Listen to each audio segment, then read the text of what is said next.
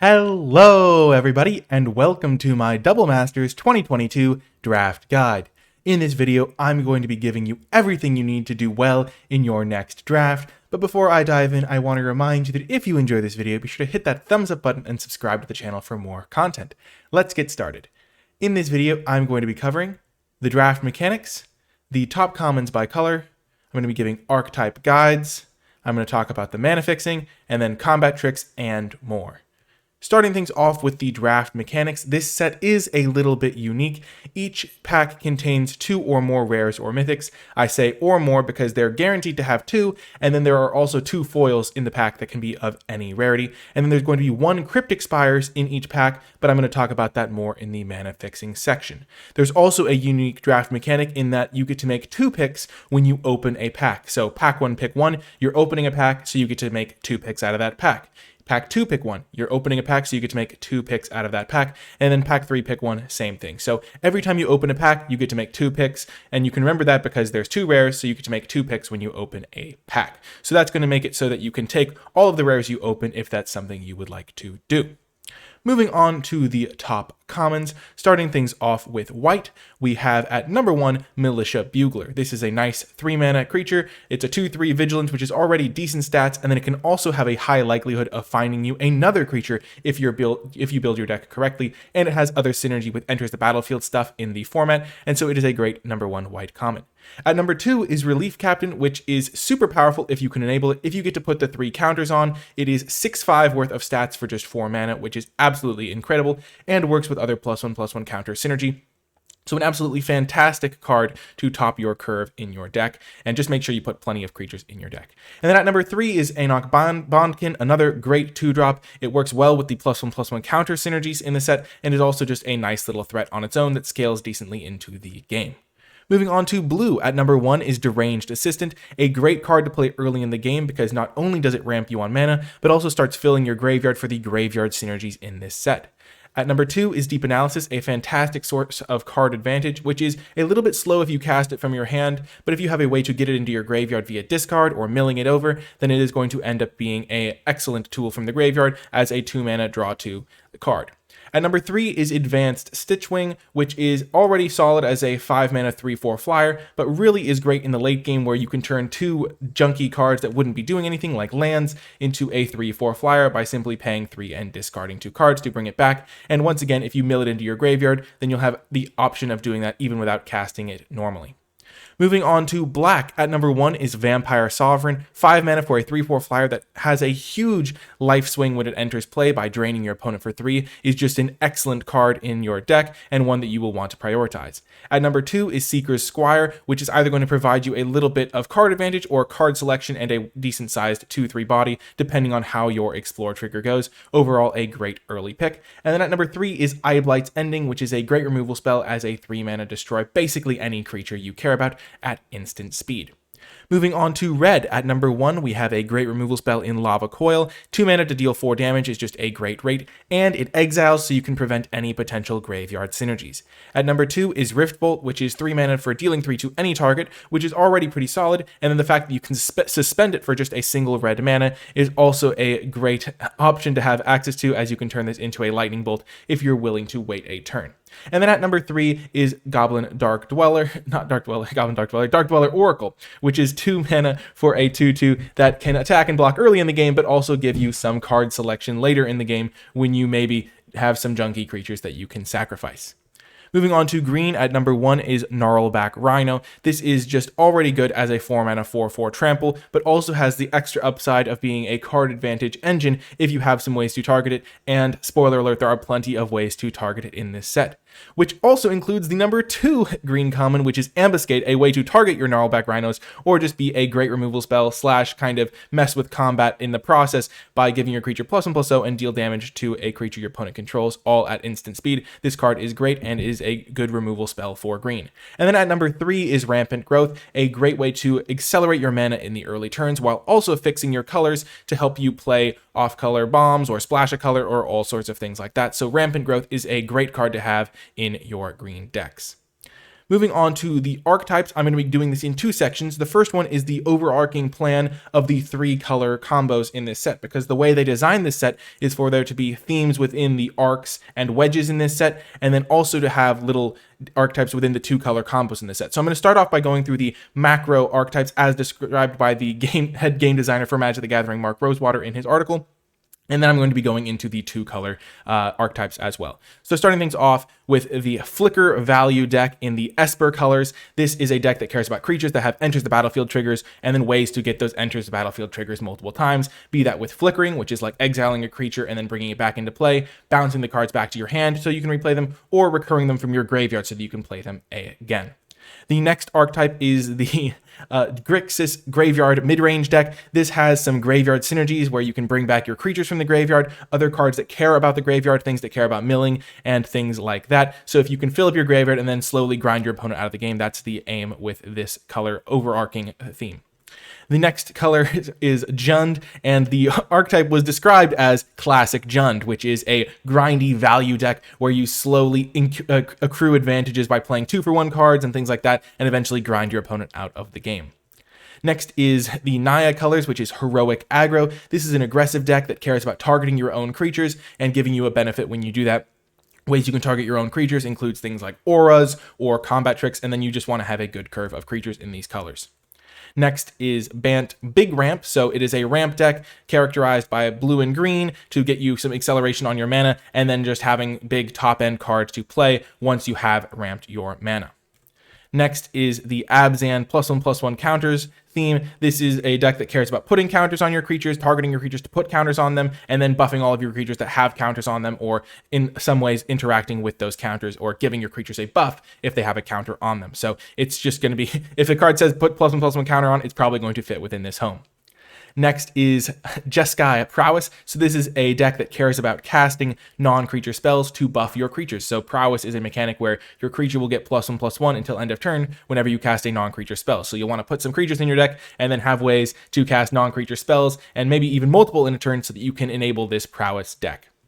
Moving on to Sultai, which is defined as a graveyard growth strategy. So you want to have a big graveyard so that you can use cards that care about how many cards you have in your graveyard, or use cards that get you recursion from your graveyard, or things of that nature.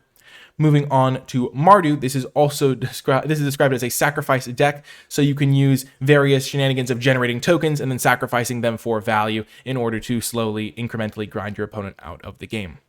Moving on to Teamer, this is mid-range ramp. So unlike the Bant deck, which is defined as big ramp, this one has more middle-of-the-road creatures, so you can maybe curve into a 5-drop ahead of schedule and crush your opponent with that, instead of maybe going all the way up to 7 mana or things of that nature. Moving on to the 2 colors themselves, starting off with Red-White. This is an aggressive deck. It can use cards like 10th District Legionnaire, and then cards like Martial Glory to target it, and then Heroic Reinforcements as like a curve topper to win the game. So Red-White is an aggressive color combination. Blue-Black is a deck that cares about the graveyard. It has access to Forbidden Alchemy, which is a great way to fill your graveyard and get some card advantage. Extract from Darkness as a way to recur a creature from your graveyard, or even your opponent's graveyard. And a card like Psychic Symbiont as a top-end card that is not only great as a card to recur, but also just a great card to cast and be a card advantage engine. Moving on to Green-White, this is a very heavy +1/+1 counters theme deck. It's got Travel Preparations as a way to put counters on tons of your creatures, Conclave Mentor to make those counters more effective, and Chronicler of Heroes as a way to get some card advantage if you do have that counters engine running. Next up is Blue-Red. This is a deck that cares about casting instants and sorceries. It has access to Bloodwater Entity as a way to get back a key instant or sorcery to put it back on top of your deck, and also just be a nice prowess flying threat. It also has access to Prophetic Bolt as a great instant that can get you some card advantage and also be triggering your prowess cards or your other cards that care about spells. And then League Guildmage as a way to get you some card advantage or to copy your instants or sorceries.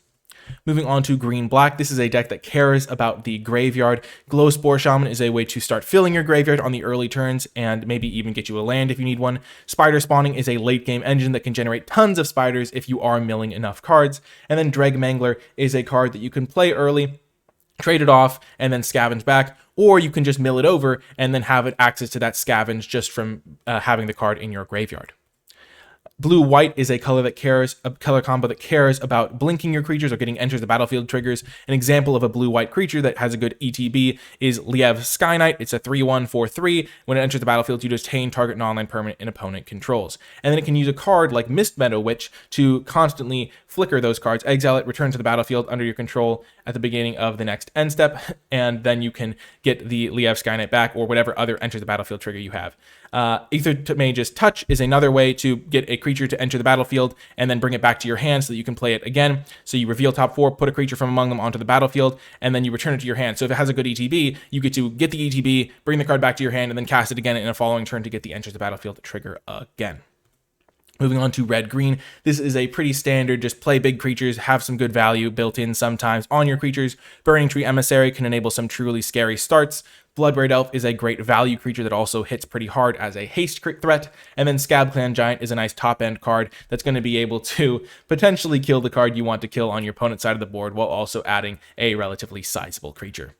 Moving on to white-black, this is a deck that cares about sacrificing or having some value attached to your creatures when they die or things like that. Cartel Aristocrat is a great sacrifice outlet for just 2 mana. Call to the Feast is a way to generate 3 tokens for just 1 card, so you can fuel your sacrifice synergies. And then a card like Orzhov Pontiff is a way to buff up all of your creature tokens that you're making or to kill some of your opponent's creatures, and then you'll have access to the effects whenever you want. If you have it haunting something, because you can potentially sacrifice the creature that it is haunting to get the effects whenever you want them. Moving on to blue-green, this is a ramp strategy. It has Coiling Oracle, which is a great way to accelerate yourself in the early turns of the game. Bounty of the Luxa, which is going to be getting you some cards or some ramp, depending on which mode it's on. And then River Hoopoe, which is a great way to get an early blocker / peck in for some damage, pun intended with that bird. And then in the late game, when you have all that extra mana, you can gain 2 life and draw a card for 5 mana. Moving on to black-red, a sacrifice deck. Fireblade Artist is a way to sacrifice a creature to burn your opponent out, while also being a hasty threat for the early turns. Blazing Hellhound is a way to also sacrifice creatures, but you can deal damage to any target, so you can start picking off your opponent's small creatures. And then black-red also has access to Terminate, which is a premium removal spell. Moving on to a little bit of a aside onto playing 3 colors in this set, there are incentives even at uncommon, and there's also plenty more at rare and mythic. And these are the uncommons for each of the 10 3-color combos. I'm not going to be talking about all of them, but I did want to highlight that these do exist, as having a reason to play 3 colors is something that it's worth knowing about. So if you have the mana base to support it, you can play these cards and maybe just supplement your 2-color deck with one of these 3-color powerful uncommons, or even a rare or mythic if you get a little bit lucky. Moving on to the mana fixing that you're going to need to support these ambitious mana bases, we're starting off with Cryptic Spires, which is a card that I mentioned a little bit earlier as a draft mechanic. And the thing with Cryptic Spires is that there's going to be one of these in every single pack. So let's read it, because you're going to be seeing it a lot. As you create your deck, circle 2 of the colors below. So you get to choose, after you finish the draft portion, which 2 colors you want it to tap for. It enters the battlefield tapped, and it can add 1 mana of either of the circled colors. So if you draft one of these, you know it's going to be able to make your deck, because you're just going to be able to choose which ones you circle at the end of the draft. And so these are going to be a high priority, especially if you are trying to play 3 colors. Moving on to other mana fixing, another high priority pick is going to be the bounce lands. If you've never played with these cards, they are sneakily powerful. So they are absolutely high picks, because they basically are lands that draw you another card. They draw you a land in this case. The way they work, we're going to read Boros Garrison, but they all work the same for just different 2-color combos. It enters the battlefield tapped, and when it enters the battlefield, return a land you control to its owner's hand. So you play it on like turn 3 and return one of your other lands to your hand, and then you have access to another land drop. So Boros Garrison is going to tap for 2 mana. The land you played is going to be basically a extra card that you drew, because Boros Garrison is tapping for that extra mana already. And so you end up in a situation where your lands are essentially drawing you other cards, and that is incredibly powerful. So take these very highly, and they are going to be absolutely fantastic. Moving on to some mana fixing not in the mana itself, there is Traveler's Amulet as a colorless artifact at common, which is 1 mana, and then you can pay 1 mana to sacrifice it and search for a basic land and then put it into your hand. As we already talked about, Rampant Growth is a way to fix your mana, and then there's also access to, at common, Fiery Fall, which has basic land cycling. So if you're in red and you want to splash something, like maybe you're playing blue-red and want to splash black, you can use Fiery Fall as a way to access any land of a basic land of your choice. There's also a couple of mana fixers at uncommon. Cold Steel Heart for 2 mana. can enter the battlefield tapped and choose any color, so you can fix your mana that way. And then Firemind's Vessel can add 2 mana of different colors as an artifact as well at uncommon. So there is a decent amount of mana fixing in the set, with the most important being Cryptic Spires as a card that's going to happen in every single pack. Moving on to the combat tricks in the set, these are the cards that you'll want to be aware of if your opponent makes a suspicious attack. In white, there are 2 at common: God's Willing for a single mana, which is going to give a creature protection, and then Battlefield Promotion for 2 mana, which gives a creature a +1/+1 counter and first strike. So if your opponent is attacking you, they only have white mana, and their card is 2 power less than your highest toughness blocker, you can feel safe blocking, or at least relatively safe, depending on what other colors they have access to. If your opponent has blue mana, Eel Umbra is a card that can give it +1/+1 with Flash and Totem Armor, which means the creature's not going to die if it would take lethal damage. In black, there's Disfigure and Supernatural Stamina. Red has access to Titan's Strength, which is a card you might expect to see more of because there are prowess creatures that care about having a combat trick, like something like a Monastery Swiftspear or something like that, which is at common in this set. In green, there is Might of Old Kroza, which is +2/+2, and then it can sometimes be +4/+4 if it's cast during a main phase, which isn't usually going to be the case because they are going to want to use it as a combat trick. And then if you want to start playing around gold cards, Agony Warp is one to be aware of in blue-black, giving a creature -3/-0 and another creature -0/-3. So it can be a removal spell and a combat trick all at once. And then Martial Glory can kind of be a double combat trick. We already talked about it a little bit in the red-white deck, but it is another good way to enable prowess in those colors and target your own creatures for heroic stuff, and so Martial Glory is a card that you definitely should be aware of. There are some uncommon combat tricks. It's generally not as good to play around uncommons, but if you think you have a read on your opponent and they are making plays where only these cards would make sense, Jeskai Charm is a way to give all creatures your opponents control +1/+1. So creatures you control, but if you're trying to play around it from your opponent, it gives all creatures +1/+1 and lifelink, so that's one to be aware of. Scale Blessing can be really scary if you're playing against a +1/+1 counters deck, because it can buff up all of those creatures with an extra counter. And then Abzan Charm is a way to put 2 +1/+1 counters among 1 or 2 target creatures. So that's another one that you don't want to run into if you can avoid, but generally uncommons are a lot less predictable and much harder to play around.